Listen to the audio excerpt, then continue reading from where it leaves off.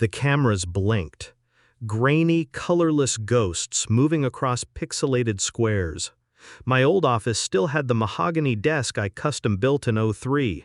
Same glass cabinets. Same stupid bonsai tree she insisted made me look calm and collected. Now it was his backdrop. Her hands were on his chest. His were lower. Lips pressed. Lingered. And then she laughed. That laugh I used to crave after a 16-hour day. He left us everything. Our marriage, my company, my legacy. All past tense. Left. I didn't blink. I watched. Her voice dropped into a whisper.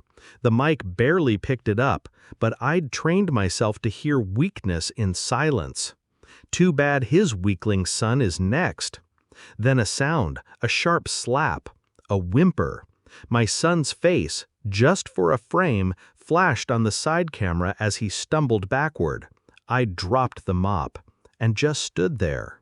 No one noticed the janitor. That was the point. But janitoring duty was over. I was supposed to be dead, burned beyond dental recognition in a chartered plane that went down near Corsica. A body planted, a ring left in the wreckage. I needed to know. Not for justice, not for closure, for truth.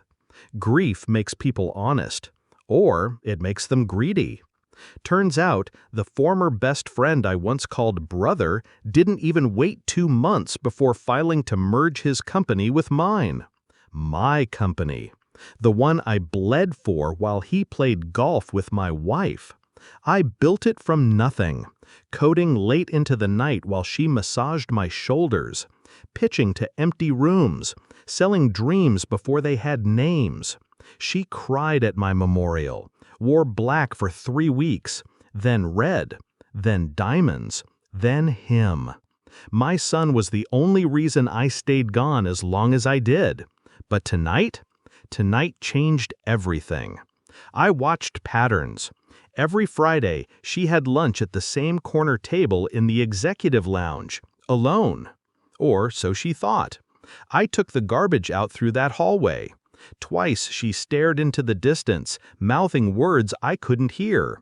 Practicing, rehearsing. Lies have to be believable after all. My son, Daniel, started walking with his shoulders curled forward. I noticed. Kids don't lie with posture. He flinched when she touched his arm, wore long sleeves when it was warm. I found a company report shredded in the trash, only half burned. The other half showed a redirected trust, my trust, the one I set aside for my son. Signed by her, co-signed by him. A silent rage began to bloom inside me. Not loud, not furious, just methodical. I requested a paternity test, anonymous, of course. I sent in samples from our old brushes, combs. I needed to know if she had gone that far. She hadn't. Daniel was mine. The only thing that still was. I installed a backdoor into the surveillance system last month. I told myself I was being paranoid. Paranoia would have saved me earlier. I left the envelope on her car seat. Inside, a copy of the trust papers, bank records, photos, her and him. Dates, locations, kisses that lasted too long. And one sheet, folded in thirds, a letter. In my handwriting, addressed to the woman I buried a year ago. I waited in the shadows of the garage. I wanted to see her face when she read it. She didn't cry. She didn't even blink. She pulled out her phone. "Michael, we have a problem," she whispered. He didn't answer. He was already reading his copy in his own car, parked 10 feet away. I'd timed the delivery. I watched both their worlds crumble in real time, like watching my own funeral. Again, only colder. I walked into the boardroom during Monday's merger announcement. Gasps, silence, then chaos. She went white. He went pale. Daniel smiled, just slightly. "My God, David," she stammered. "We thought—" "You thought wrong. I dropped a thick folder onto the table. Legal filings, nullified signatures, property seizures, DMA results, surveillance screenshots. She reached for the papers. I pulled them back. These aren't for you. I handed them to Daniel. This company's yours now. Her mouth opened, then shut. Michael tried to speak. I looked at him once. Just once. That was enough. He sat down. She stood frozen, like guilt in human form. I was dead for 12 months, I said quietly.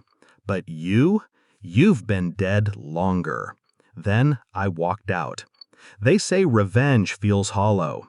Maybe, but watching a liar drown in truth, that has weight, substance, closure. Daniel didn't ask questions. He followed. Not behind me, beside me. I looked down at my hands, still calloused, still stained from janitor duty. Good. I never wanted to forget what it felt like to be beneath the empire I built. But now I'll rise above it, one truth at a time. And this time, no one gets a second chance.